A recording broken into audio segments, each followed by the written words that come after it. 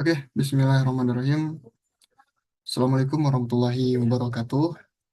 Selamat pagi, salam sejahtera buat semuanya. Om Swastiastu, Namo Buddhaya, salam kebajikan. Eh, Pertama-tama, marilah kita panjatkan puji syukur kehadirat Tuhan Yang Maha Esa. Pada hari ini, saya Adnan Abdul Basit dari Prodi Akuntansi eh, akan mempresentasikan ataupun coba memaparkan eh, terkait tugas ujian akhir semester 2 ini untuk mata kuliah Estetika Humanisme. Di sini saya ngambil topik leadership dan gaya kepemimpinan ataupun leadership seperti itu. Saya izin share screen.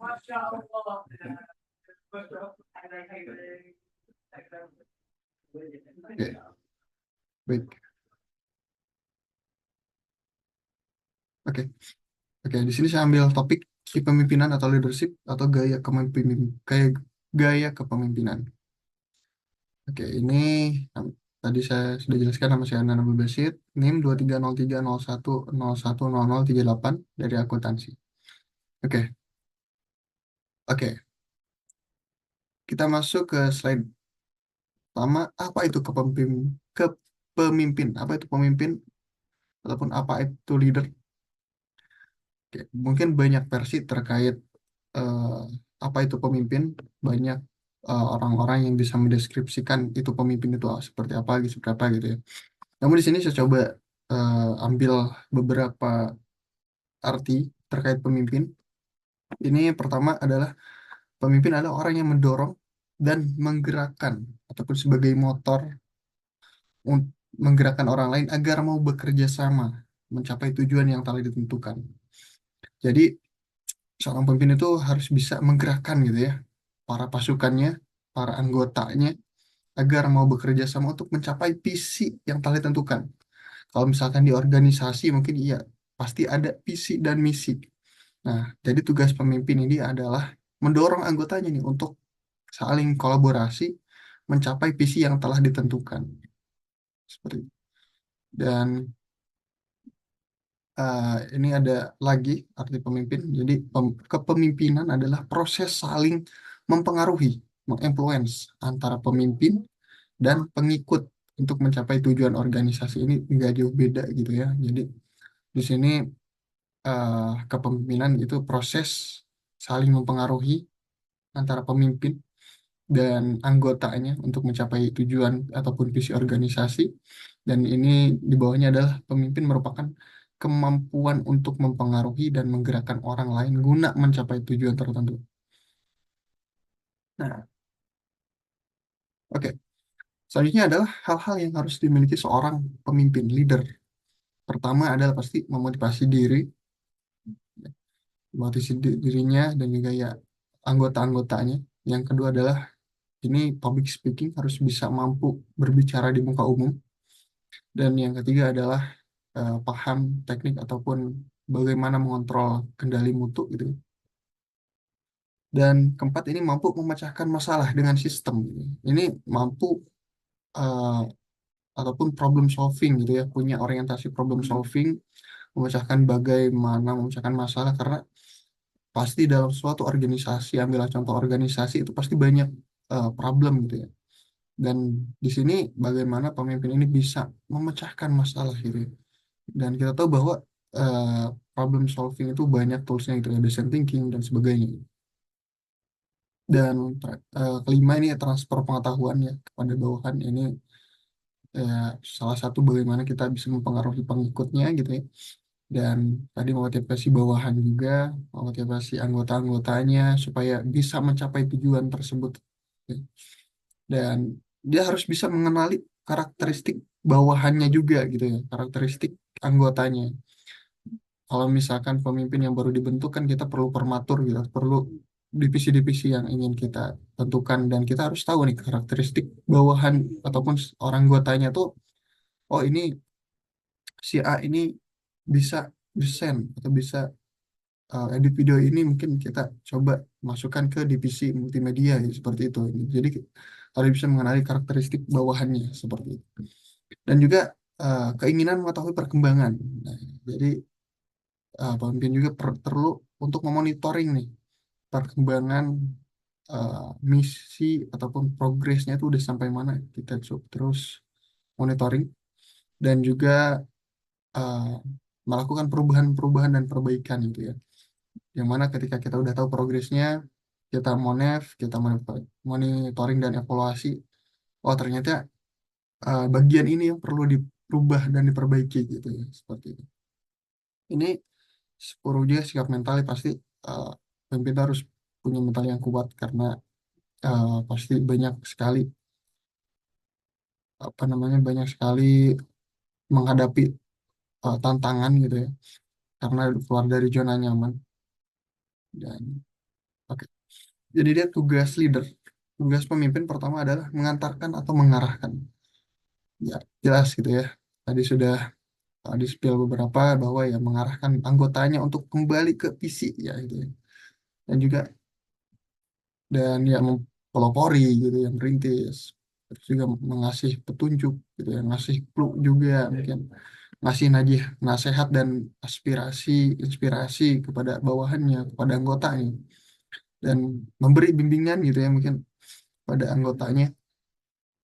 Terus membina juga pembinaan juga perlu gitu ya untuk menguatkan eh, value atau pengetahuannya, keterampilannya, skillnya gitu ya. Dan juga eh, harus menggerakkan pasti menjadi seorang motor gitu ya. Ciri-ciri pemimpin yang efektif itu pertama pasti memiliki pengetahuan yang luas, harus mempunyai knowledge yang sangat banyak gitu ya, dan sehat jasmani dan memiliki kemampuan mengendalikan emosi juga, jangan terbawa emosi, jadi harus menjadi penengah ketika ada konflik dengan anggota ataupun ketika diskusi ini harus bisa mengendalikan emosi, menjadi penengah juga dan mencari solusi yang tepat dan harus bisa memusyawarahkannya gitu. Dan juga mampu menganalisa yang tinggi, harus bisa menganalisa karena tadi harus punya jiwa problem solving, harus bisa memecahkan masalah, jadi harus bisa mampu menganalisa gitu ya, mana yang perlu diperbaiki dan mana yang perlu dievaluasi. Ya, pasti memiliki antusiasme yang tinggi juga, mempunyai ambisi gitu ya, untuk mencapai tujuan. Terus yang keenam adalah objektif dalam memperlakukan bawahan, ya, dan memiliki kemampuan berkomunikasi dengan baik juga karena komunikasi itu adalah poin penting juga gitu ya. Bagaimana tujuan itu bisa dicapai karena komunikasi bersama divisi-divisi lain atau anggota-anggota yang lain. Dan juga memiliki kemampuan menyatakan pendapat juga, harus punya statement gitu ya, harus punya argumen, harus bisa berargumen dan harus ini mengacu kepada pengetahuan juga gitu ya. Dan tidak cepat putus asa gitu ya. Jadi pantang menyerah, terus eh, semangat gitu ya. Berani mengambil keputusan juga, decision making. Berani gitu ya. Karena pimpinan itu mempunyai hierarki pengambilan keputusan tertinggi gitu ya. Dan memiliki rasa percaya diri, pede gitu ya. Ini model atau gaya kepemimpinan. Ini ada gaya kepemimpinan otoriter dan laissez-faire, demokratis dan situasional. Nah, otoriter ini adalah gaya kepemimpinan yang otokritik gitu ya. Artinya sangat memaksakan dan mendesak kekuasaannya kepada bawahan gitu ya. Dan laissez-faire ini adalah pemimpin yang memberikan kebebasan gitu ya, kepada bawahannya. Dan ada demokratis. Ini pemimpin yang bersikap tengah antara memaksakan kehendak dan memberi kelonggaran kepada bawahan. Dan ada situasional. Ini pemimpin yang bersikap lebih melihat kepada situasi, kapan harus bersikap memaksa dan kapan harus moderat. Serta pada situasi apa pemimpin harus memberi kebebasan kepada bawahan. Dan ini cara pertama mungkin kita bahas dari segi gaya kepemimpinan otoriter gitu ya. Ini ciri-cirinya itu pasti selalu memerintah bawahannya, tidak mau menerima saran dari bawahan gitu ya, tidak mau menerima tidak mau menerima masukan-masukan dari bawahannya, tanpa musyawarah dia langsung ambil keputusan tan- tanpa diskusi gitu ya. Terus hanya mementingkan dirinya sendiri dan kelompoknya, juga eh, selalu memberikan tugas yang mendadak seperti itu. Dan ya pasti memaksakan kehendak. Terus setiap keputusannya itu tidak dapat dibantah gitu ya, otoriter banget gitu kan. Dan ya kekuasaannya mutlak pada pemimpin, dan ya hubungan dengan bawahannya tuh ya kurang harmonis juga gitu ya, karena otoriter tadi gitu. Dan senang dengan sanjungan dan tanpa kenal ampun gitu atas kesalahan bawahan, dan kurang percaya pada anak buah juga gitu ya, dia lebih mementingkan dirinya sendiri. Nah, dan ya kurang memberi dorongan juga semangat kepada bawahannya gitu ya, kurang memotivasi bawahannya, dan suka mengancam juga mungkin ya, dan yang menghiraukan usulan-usulan dari bawahannya. Dan ini ada tidak suka bawahannya maju dan berkembang juga, dan ya kurang adanya rasa kekeluargaan mungkin ya, ciri-ciri kepemimpinan otoriter ini. Dan selanjutnya ada yang kedua adalah ciri gaya kepemimpinan laissez-faire. Yang pertama, ini bersikap pasif, jadi nggak aktif, ya, nggak terlalu aktif tapi pasif. Dan semua target diberikan kepada bawahan, dan tidak tegas juga, dan kurang mampu memperhatikan kekurangan dan kelebihan bawahan. Jadi ya cenderung pasif aja gitu ya, dan lebih percaya kepada bawahan, jadi lebih full gitu ya kepada bawahan, percaya udah kerjakan gitu ya, kepada bawahannya. Dan ya otomatis pelaksanaan pekerjaannya tidak terkendali juga, jadi tidak ada monitoring juga, tidak ada evaluasi gitu ya, tidak ada perbaikan-perbaikan, dan ya mudah dibohongi bawahan juga gitu ya. Jadi seakan-akan eh, pemimpin ini seakan diinjak oleh bawahannya seperti itu. Dan ya kurang mas diri, perencanaan dan tujuan kurang jelas, bawahan merasa sebagai orang yang berkuasa gitu ya, kurang memberikan dorongan pada bawahan juga, terus tanggung jawabnya juga kurang gitu ya, tidak ada wibawa ya, seperti itu, jadi kurang persoalan. Ini yang ketiga adalah ciri gaya kepemimpinan demokratis. Demokratis jelas ini adil dan bijaksana, memiliki rasa tenggang rasa, dan dia suka bermusyawarah juga gitu ya untuk menyelesaikan suatu permasalahan, dan mau menerima usulan ataupun pendapat bawahan juga, selalu menerima kritik dari bawahan, dan menciptakan suasana kekeluargaan, yang menghargai bawahan stafnya gitu ya, mau membimbing stafnya, anggotanya, dan percaya kepada bawahan, dan tidak ada jarak dengan anggotanya, mendorong anggotanya untuk mencapai mencapai hasil yang baik, mencapai tujuan yang baik. Dan ya pasti komunikatif gitu ya, pasti partisipatif, dan mengetahui kekurangan dan kelebihan, memberi kesempatan mengembangkan karir anggotanya, pendapatnya terfokus pada hasil musyawarah gitu ya. Jadi sebagai penengah juga. Ini ciri kepemimpinan situasional, ini supel gitu ya, luas, pasti wawasannya luas, dan mempunyai tujuan yang jelas juga, bersikap terbuka, open minded juga mungkin ya, mudah menyesuaikan dengan lingkungan, dan mampu sebagai penggerak anggotanya, dan bersikap keras pada saat tertentu. Jadi dia tahu gitu kapan harus bersikap keras, dan kapan bisa menyesuaikan bersama anggotanya gitu. Jadi berprinsip juga dan konsisten gitu ya terhadap suatu masalah.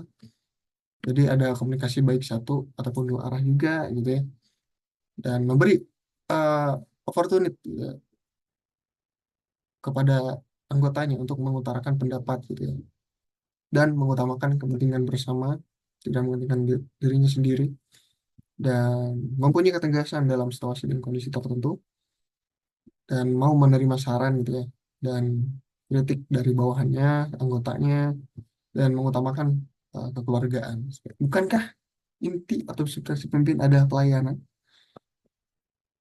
Pemimpin yang berwatak juragan adalah penguasa yang serba minta dilayani dan selalu menguasai pihak yang dipimpin. Watak itu dapat dipelajari. Pemimpin harus belajar memiliki watak yang dimiliki alam sekitar. Yang mana alam sekitar ini melayani makhluknya gitu ya. Khususnya manusia. Jadi pemimpin harus menjadi seorang pelayan. Ya. Nah, kepemimpinan. Ini proses mempengaruhi orang lain untuk mendukung pencapaian tujuan organisasi yang relevan. Empat ciri pemimpin yang efektif. Pertama adalah mampu memberi arahan dan arti bagi orang-orang yang mereka pimpin. Terus juga menumbuhkan kepercayaan dan mendorong tindakan dan pengambilan risiko dan mampu memberikan harapan kepada anggota. Ini teori sifat tentang pemimpinan. Jadi usaha identifikasi karakter khusus yang dimiliki oleh seorang pemimpin. Ini ada intelijensi, ada kepribadian dan kemampuan. Jadi untuk intelijensi ini terkait pertimbangan, ketegasan, mengambil keputusan, pengetahuan, kepastian berbicara. Untuk kepribadian, teori sifat kepribadian itu mampu beradaptasi, kesiagaan, gitu ya, kreatif, dan integritas pribadi, percaya diri, bisa kontrol dan menyeimbangkan emosi, dan mandiri juga tadi. Dan kemampuan ini mampu menemukan kerjasama, teamwork, mampu eh, mudah bergaul atau interpersonal, dan partisipasi sosial, serta taktik diplomasi. Ini pendekatan perilaku dalam kepemimpinan. Pertama, pemimpin yang terfokus pada pekerjaan, ini job center, berfokus pada penyelesaian pekerjaan dan menerapkan supervisi yang ketat, sehingga melakukan pekerjaan dengan menggunakan prosedur spesifik. Dan kepemimpinan yang fokus pada karyawan, ini employee center, berfokus pada bawahannya yang melakukan tugas dan memberikan pendelegasian, pengambilan keputusan, dan membimbing pegawai mengenai keputusan dengan cara membentuk lingkungan yang suportif. Ini pendekatan situasional, jadi suatu pendekatan terhadap kepemimpinan di mana pemimpin memahami perilakunya, ya, sifat-sifat bawahan dan situasi sebelum menggunakan gaya pemimpin tertentu.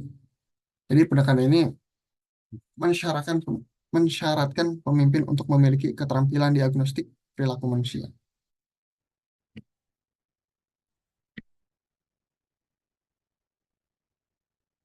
Ini untuk model kontingensi Fiedler, yang mana gaya pemimpinan ini diukur dengan Less Preferred Show Worker Scale atau LPC. Ini mengukur tingkat perasaan positif atau negatif yang dimiliki seorang terhadap orang lain yang paling dipilih untuk bekerja sama. Faktor yang diukur adalah hubungan pemimpin dan pengikut. Ini menunjukkan tingkat kepercayaan dan hormat pada atasan. Ada struktur tugas, ini sejauh mana tugas yang dilakukan pengikut struktur. Terus kekuatan posisi, ini kekuatan yang dimiliki oleh eh, posisi pemimpin. Ini rangkuman, ini dan sekarang ini model kepemimpinan Firum atau Jago. Ini modal kemudian yang menetapkan prosedur pengambilan keputusan yang efektif dan situasi tertentu dalam situasi tertentu. Ini keefektifan keputusan dipengaruhi pertama kualitas keputusan ini sejauh mana keputusan mempengaruhi kinerja dan juga komitmen bawahan. Nah, seberapa penting bawahan berkomitmen atau menerima keputusan untuk diimplementasikan.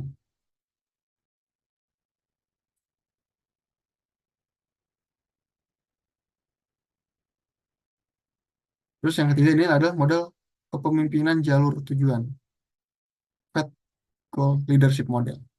Nah, ini pentingnya pengaruh pemimpin terhadap persepsi bawahan mengenai tujuan kerja, tujuan pengembangan diri, dan jalur pencapaian tujuan.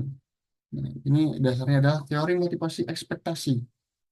Terus klarifikasi jalur juga ini usaha pemimpin memperjelas perilaku yang paling mungkin menghasilkan pencapaian tujuan. Terus yang keempat ini model kepemimpinan situasional selesai Benchmark. Ini mengembangkan hasil penelitian Ohio State University. Ada 4 gaya kepemimpinan. Pertama, Tailing. Jadi pemimpin menetapkan peran yang diperlukan untuk melakukan suatu tugas. Ada Sailing, ini pemimpin yang memberikan instruksi, struktur, tapi bertindak sebagai supporter.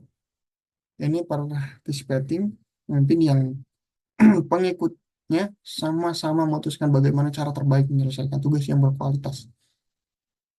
Terus ini ada delegating, ini pemimpin tidak banyak memberikan arahan yang jelas dan spesifik kepada bawahan. Ini isu ya, konsep dan perspektif lain tentang kepemimpinan. Ini kepemimpinan karismatik, ini pemimpin yang mewujudkan atmosfer motivasi atas dasar komitmen dan identitas emosional pada visi dan juga filosofi dan mereka dalam gaya mereka dalam diri bawahan. Ada kepemimpinan transaksional gitu ya. Ini membantu bawahannya mengidentifikasi apa yang harus dilakukan untuk mencapai hasil yang diinginkan. Ini menggunakan konsep fat goal. Terus yang ketiga adalah kepemimpinan transformasional. Ini memotivasi para pengikutnya untuk bekerja mencapai sebuah tujuan, bukan untuk kepentingan pribadi, kepentingan jangka pendek, dan untuk mencapai prestasi dan aktualisasi diri. Ini pendekatan leader-member exchange. Ini pertukaran antara pemimpin dan anggota gitu ya. Ini pendekatan yang mengenali tidak adanya konsistensi perilaku pemimpin kepada bawahannya, pemimpin membina ikatan dan hubungan pribadi terhadap masing-masing bawahan gitu ya. Terus ada coaching dan pelatihan menjadi interaksi yang digunakan untuk membantu pegawai atau meningkatkan pemahamannya terhadap pekerjaan dan meningkatkan kinerja. Ini yang kelima adalah kepemimpinan multikultural. Di sini ada 7 faktor gitu ya, yang berkaitan dengan keefektifan kepemimpinan. Pertama itu kemauan untuk peka, jadi memahami perasaan orang lain. Jadi peka itu kita bisa merasakan perasaan orang lain, terus kepekaan sebenarnya ini pemahaman terhadap diri sendiri dan orang lain, ada kepatuhan pada aturan dan otoritas, dan kepercayaan pada orang lain. Ini dalam pemecahan problem solving, pemecahan masalah. Nah, lebih memilih pengambilan keputusan kelompok daripada keputusan dirinya sendiri. Terus perhatian terhadap hubungan interpersonal dan hubungan yang erat pada rekan ini. Dan itu mungkin terkait eh, penyampaian leadership dan gaya kepemimpinan. Ini referensinya adalah dari Dr. Mira Firanita, MSI, ini dari Universitas Adira Jasa Reswara Sanjaya. Mungkin itu aja yang bisa disampaikan terkait kepemimpinan leadership dan gaya kepemimpinan untuk eh, kebut untuk tugas UAS atau ujian akhir semester mata kuliah Estetika Humanisme. Semoga bermanfaat dan mohon maaf apabila ada kesalahan dan tidak kesesuaian dalam materi. Terima kasih banyak. Saya pamit undur diri. Assalamualaikum warahmatullahi wabarakatuh.